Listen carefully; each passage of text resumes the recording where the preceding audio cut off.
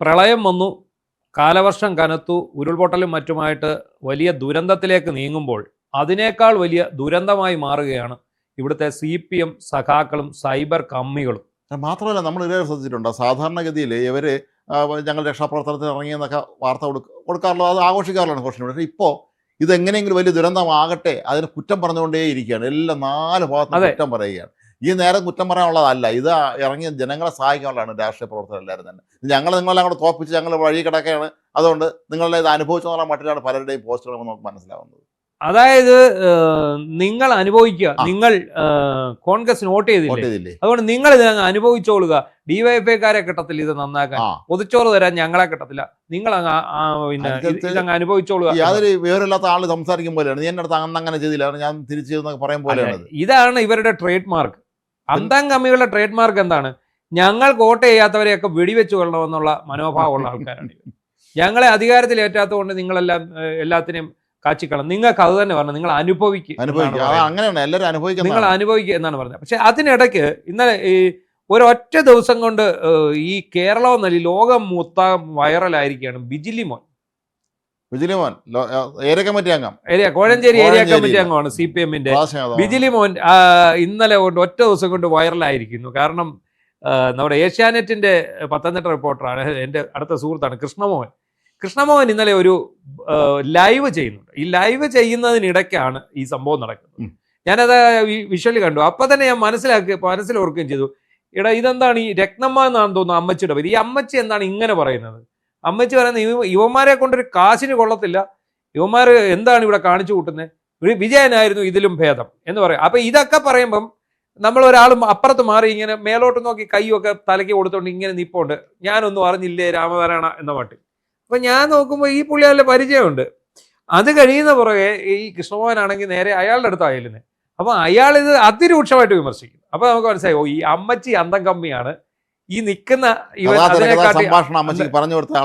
നിൽക്കുന്ന അല്ല, അന്നേരം നമ്മൾ അറിയുന്നില്ല. അപ്പം നമ്മൾ മനസ്സിൽ വിചാരിച്ചത് പ്രളയമാണ്, എല്ലാവരും ദുരിതാശ്വാസ ക്യാമ്പിലാണ്. അപ്പോൾ ഈ പ്രളയ സ്ഥലത്ത് ഈ ദുരിതാശ്വാസ ക്യാമ്പിലേക്ക് സാധനങ്ങൾ എത്തിക്കുന്ന കാര്യത്തിൽ എല്ലാം ഉദ്യോഗസ്ഥരാണ് നിൽക്കേണ്ടത്. നമ്മൾ ഈ നേരത്തെ പറഞ്ഞ ഈ ഒരു അപകടം ഇപ്പോൾ അതിലുമുണ്ട്. ഇതിൽ ഈ മിക്കതും ഇടത് യൂണിയനിൽപ്പെട്ട ഉദ്യോഗസ്ഥരാണ്. അതിന് ഇന്നലെ നമ്മൾ റാന്നിയിൽ ഒരു കാഴ്ച കണ്ടു. പഴകുളം മധു MLA ചെല്ലുന്നതിന് മുമ്പ് അവിടുത്തെ റാന്നിയിലെ പഞ്ചായത്ത് സെക്രട്ടറി ഇറങ്ങിയിട്ട് അവിടുത്തെ കടക്കാരോട് മൊത്തം പറയും, മര്യാദയ്ക്ക് ഇവിടെ മുഴുവൻ വൃത്തിയാക്കി, നിങ്ങൾ വന്ന് ഇത് മുഴുവൻ വൃത്തിയാക്കിക്കോണം എന്ന് പറഞ്ഞിരിക്കുക. അപ്പോൾ അവർ ഇങ്ങനെ അന്തം വിട്ട് നിൽക്കുക, ഇല്ലെങ്കിൽ എല്ലാവർക്കും പിഴ ചുമത്തും എന്നുള്ള രീതിയിൽ സംസാരിച്ചു. ഇപ്പൊ MLA വന്നപ്പോൾ MLAയോട് ഇവർ രൂക്ഷമായിട്ട് തട്ടിക്കയറണം ഈ വ്യാപാരികൾ. MLA അറിഞ്ഞില്ല. MLAയോട് പറഞ്ഞ പഞ്ചായത്ത് സെക്രട്ടറി ഇങ്ങനെ പറഞ്ഞു. അപ്പൊ MLA പറയുന്നു, പഞ്ചായത്ത് സെക്രട്ടറി അങ്ങനെ പറഞ്ഞിരിക്കാം, MLA ആണ് പറയുന്നത് ഇത് ഞങ്ങൾ വൃത്തിയാക്കി തരും. എന്നിട്ട് MLA ഉള്ളവരെല്ലാം കൂടി ഇവർ പൈസ കൊടുക്കാമെന്ന് പറഞ്ഞ് ഈ ബംഗാളികളെ വിളിക്കുന്നു. അവരാരും അതിന് തയ്യാറാകുന്നില്ല. അവസാനം MLA അടക്കം ഇതിന് ഇടപെട്ട് അവർ തന്നെ ഈ ഭാഗം വൃത്തിയാക്കുകയാണ്. അങ്ങനെ അവിടെ അങ്ങ് പോയി. ഇവിടെ എന്താണ് സംഭവിക്കുന്നത്? ഈ പറയുന്ന സ്ഥലത്ത് ഈ ആറന്മുളയിലെ ക്യാമ്പിൽ, ആറന്മുളയിലെ കോഴഞ്ചേരി സെന്റ് തോമസ് സ്കൂളിലെ ക്യാമ്പിലാണ്. ഈ ക്യാമ്പിലേക്ക് സാധനം എത്തിക്കണം. ഇതെല്ലാം കരുതി വെച്ചിരിക്കുകയല്ലോ, ഇതൊക്കെ ഓരോ സ്ഥലത്തുനിന്ന് ഇങ്ങനെ കൊണ്ടുവരണം. അപ്പൊ ഇവർ കൊണ്ടുവരാനുള്ള ഒരു കാലതാമസം ഉണ്ട്. ഇത് ക്യാമ്പ് തുടങ്ങിയതേ ഉള്ളൂ, സംഗതികളൊക്കെ വരും. ഇപ്പോൾ ഇനിയും പുറകെ സാധനങ്ങളെല്ലാം. അപ്പോൾ അതിനോട് ഇതൊന്ന് തുടങ്ങുന്നതിന് മുമ്പ് തന്നെ ഇത് നെഗറ്റീവായിട്ടൊരു സംഭവം വന്ന് ആരാണ് എന്താണെന്ന് അപ്പോൾ തന്നെ നമ്മൾ വിചാരിക്കുകയും ചെയ്തു, ഇവർ എന്തിനാണ് ഈ രാഷ്ട്രീയം പറയുന്നത്? അല്ല, അതാണ് ഈ മനുഷ്യൻ ദുരിതത്തിൽപ്പെട്ട് കിടക്കുന്ന സമയത്തും അതിൽ രാഷ്ട്രീയ മുതലെടുപ്പ് നടത്തുക എന്നുള്ളത് തന്നെയാണ് ഇതിന്റെ പ്രധാനപ്പെട്ട കാരണം. ബിജിലിമോന്റെ കാര്യം ബാക്കി എന്തായി? അതെ, രാഷ്ട്രീയം പറഞ്ഞാൽ അത് കഴിഞ്ഞപ്പോഴാണ്, കുറച്ച് കഴിഞ്ഞപ്പോഴാണ് കോൺഗ്രസ്സുകാർ ഇത് കണ്ടപ്പോഴത്തേക്ക് ആകെ ഇതായിപ്പോയി. കാരണം അബിൻ വർക്കിയാണ് ഫുൾ ടൈം അവിടെ ഉണ്ട്. മാത്രമല്ല വള്ളത്തേലും ബോട്ടാലും ഒക്കെ സഞ്ചരിച്ച ആൾക്കാരെ കൊണ്ടുവരികയാണ്. അപ്പൊ അബിൻ വർക്കിയോ പിന്നെ സതീശനോ ഒന്നും ചെയ്യുന്ന ഒന്നുമല്ല. വീണ ജോർജ് ഉണ്ടായിരുന്നെങ്കിൽ എന്നൊക്കെ പറഞ്ഞ പോസ്റ്റുകൾ വരും. പിണറായി വിജയൻ ഉണ്ടായിരുന്നെങ്കിൽ, ഈ കപ്പൽ മുങ്ങില്ല, അതെ ക്യാപ്റ്റൻ ഉണ്ടായിരുന്നു, വീണ ജോർജ് ഉണ്ട് എന്നൊക്കെ പറഞ്ഞ് വരികയാണ്. അതിനകത്ത് ഏറ്റവും വലിയൊരു രസമുണ്ട്. ഈ വീണ ജോർജ് MLA ആയിരിക്കുന്ന സമയത്ത് ആണ് ഈ 2018 പ്രളയം. ആ സമയത്ത് എൻ്റെ ഒരു അടുത്ത സുഹൃത്തുണ്ട്, ഒരു വലിയ വ്യവസായിയൊക്കെയാണ് അദ്ദേഹം, അതുപോലെ തന്നെ ജീവകാരുണ്യ പ്രവർത്തകനാണ്, അജയകുമാർ വല്യുടത്തിൽ. ഈ അജയകുമാർ വല്യുടത്തിൽ 2 ബോട്ട് ഇറക്കി, മാവേലിക്കൽ നിന്ന് മറ്റോ അദ്ദേഹത്തിൻ്റെ സുഹൃത്തുക്കളുടെ 2 ബോട്ട് അദ്ദേഹം മുഴുവൻ ചെലവും കൊടുത്ത് വാടകയ്ക്ക് കൊണ്ടുവന്ന് ഈ ബോട്ട് കൊണ്ടിറക്കി. പുല്ലാട്ടുകാരനാണ് അദ്ദേഹം. എന്നിട്ട് ഈ പറയുന്ന എല്ലാ സ്ഥലത്തും ഓടി നടന്ന് അദ്ദേഹം പച്ചക്കറി കിറ്റുകൾ വിതരണം ചെയ്ത്, അതുപോലെ ഈ വെള്ളത്തിൽ മുങ്ങിയ ആൾക്കാരെ മൊത്തം ഈ ബോട്ടെ കയറി കൊണ്ടുപോയി. അപ്പോൾ അങ്ങനെ ഇരിക്കുമ്പോൾ ഈ വീണ ജോർജ് വരുന്നു, ഈ ബോട്ടിന്റെ മുമ്പിൽ കയറി ഇരിക്കുന്നു, 4 പടം എടുക്കുന്നു, എന്നിട്ട് ബോട്ടെ സഞ്ചരിക്കുന്നു. അവസാനം എന്താ, വീണ ജോർജ് ബോട്ട് എത്തിച്ച് രക്ഷാപ്രവർത്തനം നടത്തി എന്നുള്ള രീതിയിലുള്ള.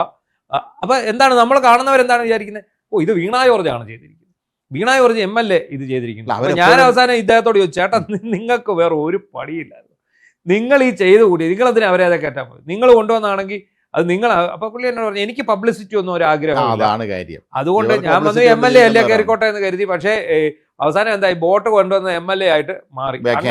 അങ്ങനെ ഒരു സംഭവം ഉണ്ടായി. അപ്പൊ ഈ അതുപോലെയുള്ള മുതലെടുപ്പ് നടത്തിക്കൊണ്ടിരുന്നതാണ് ഈ കോൺഗ്രസ്സുകാരെല്ലാം കൂടെ. അപ്പൊ ഈ അമ്മച്ചിയുടെ അടുത്ത് ഓടിച്ചെന്ന്, ഈ രത്നമ്മ എന്ന് പറയുന്ന അമ്മച്ചി, അത് അവര് പറഞ്ഞു, എന്റെ പൊന്നു മോനെ ബിജിലി മോനാണ് എന്റെ അടുത്ത് ഇത് പറഞ്ഞു. അപ്പൊ എന്താ ബിജിലി മോനാരാ, ബിജിലി പി ഇത് വീണയുടെ പേഴ്സണൽ സ്റ്റാഫിലുണ്ടായിരുന്നു. വീണ MLA ആയിരിക്കുമ്പോഴാണോ മന്ത്രി ആയിരിക്കുമ്പോഴാണോ അവർക്ക് അവരുടെ PS സ്റ്റാഫിലുണ്ടായിരുന്ന ടീമാണ്. അപ്പോൾ അങ്ങനെ ഉടനെ ഇത് ഇവർ റീലാക്കും. ആ റീലിന് ഒരു വിത്തിൻ 1 hour ഈ ബിജിലി മോൻ ഭയങ്കര സംഭവമായിട്ട് മാറി. ഈ അമ്മച്ചി പറഞ്ഞത് ശരി. അപ്പൊ പിന്നെ എന്താണ്, നമ്മുടെ മറിയാമ്മ ചേട്ടത്തി ഉണ്ടല്ലോ അടിമാലിയിൽ, ഈ മറിയാമ്മ ചേട്ടത്തിയെ ചട്ടിമറിയ എന്നാണ് ഇവർ വിളിക്കുന്നത്. ചട്ടിമറിയയുടെ ബാക്ക്ഗ്രൗണ്ട് തക്കിപ്പോയിട്ടാണ് അന്ന് മറിയ ചേട്ടത്തിയുടെ 200 ഏക്കർ തേയിലത്തോട്ടം ഉണ്ടെന്ന് വരെ അടിച്ചു വിട്ടവന്മാരാണ് ദേശാഭിമാനി അടിച്ചു വിട്ടത് എന്ന് പറഞ്ഞ പോലെ. ഈ ബിജിലി മോൻ എയറിലായപ്പോഴത്തേക്ക് ഉടനെ സൈബർ സംഘം ഇറങ്ങുന്നു. ഇറങ്ങിയിട്ട് എന്ത് ചെയ്യുന്നു, ഈ പറയുന്ന ഈ രത്നമ്മ എന്ന് പറയുന്ന ഈ അമ്മയുടെ ബാക്ക്ഗ്രൗണ്ട് തരുന്നു. അപ്പോൾ അവരുടെ മകൾ കോൺഗ്രസിന്റെ പഞ്ചായത്ത് മെമ്പറാണ്, ഇവർ കോൺഗ്രസ്സുകാരിയാണ്. അതുകൊണ്ട് ഇത് പഞ്ചായത്ത് മെമ്പറായിട്ടുള്ള കോൺഗ്രസ്സുകാർ തന്നെ ഒരുക്കിയ നാടകമാണ് എന്നുള്ള രീതിയിലേക്ക് ഇത് കൊണ്ടുവരുന്നു. അത് മാത്രമല്ല, പിന്നെ ഈ ബിജിലിക്ക് ഇപ്പോൾ ഒളിച്ചിരിക്കാൻ പറ്റുന്നില്ല. ബിജിലി ഉടനെ ഇവരുടെ കൈരളിയേക്കാൾ വലിയ CPM ചാനലാണ് റിപ്പോർട്ടറുകാരെ വിളിച്ച് വരുത്തിയിട്ട് അവർക്കൊരു ഇന്റർവ്യൂ കൊടുത്തിട്ട്, ഇദ്ദേഹം നല്ലവനാണ്, ഞാൻ ഒരിക്കലും അങ്ങനെ പറഞ്ഞിട്ടില്ല, അങ്ങനെ മാത്രമല്ല, ഞാൻ ഇപ്പൊ പറഞ്ഞു കൊടുത്ത് പഠിപ്പിക്കുവാണെങ്കിൽ ഇത്ര ഭംഗിക്ക് അത് പറയാൻ സാധിക്കില്ല, അവരുടേതായിട്ടുള്ള രീതിയിൽ പറഞ്ഞാണ്. എന്താണെങ്കിലും ശരി, ഈ അന്തം കമ്മികൾ എന്ന് പറയുന്നത് യാതൊരു വിവരവും വെള്ളിയാഴ്ച ഇല്ലാത്തവന്മാരാണെന്നും ഇതുപോലെ ഈ ദുരന്തത്തിനിടയിൽ മുതലെടുക്കാൻ നടക്കുന്നതാണെന്നും ഉള്ളതിന് ഒരു വലിയ തെളിവ് കൂടിയായി സംഭവം.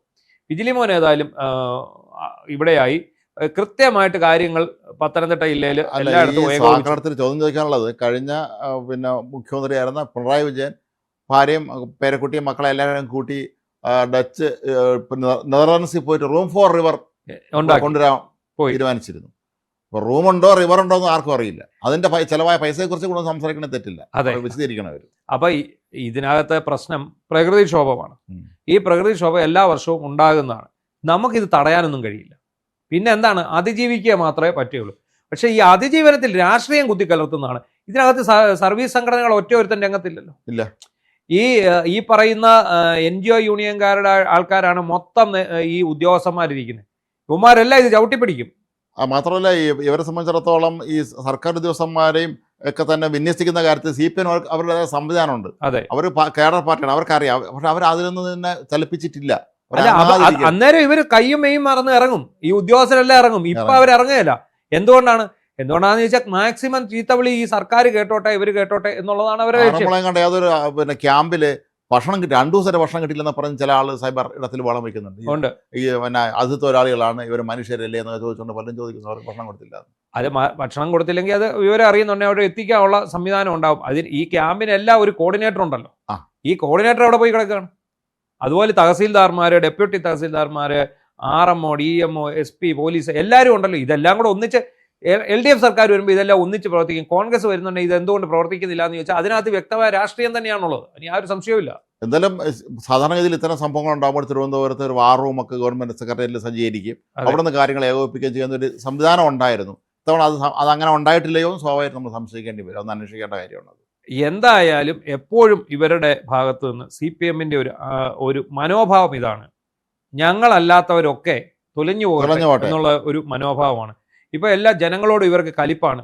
എന്താണ്, ഞങ്ങളെ ഇറക്കി വിട്ടു, ഞങ്ങളായിരുന്നെങ്കിൽ ഞങ്ങൾ ഇത് ചെയ്ത നമ്മൾ കൊടുത്ത് നമുക്ക് നന്ദിയോട് കാണിച്ചു മണിയാശാൻ പറഞ്ഞു. അതേ ആറ്റിറ്റ്യൂഡ് തന്നെയാണ് ഇവർക്ക് എല്ലാവർക്കും ഉള്ളത്. എന്തായാലും ബിജിലി മോൻ ഒരു ദിവസം കൊണ്ട് വൈറലായി. അതോടുകൂടി കഴിഞ്ഞ 2-3 ദിവസമായിട്ട് കുത്തിപ്പൊക്കിക്കൊണ്ട് വന്ന പിണറായി PR തള്ളു മുഴുവൻ ഒറ്റ ദിവസം കൊണ്ട് ബിജിലി മോൻ ഇല്ലാതാക്കിയിരിക്കുകയാണ്.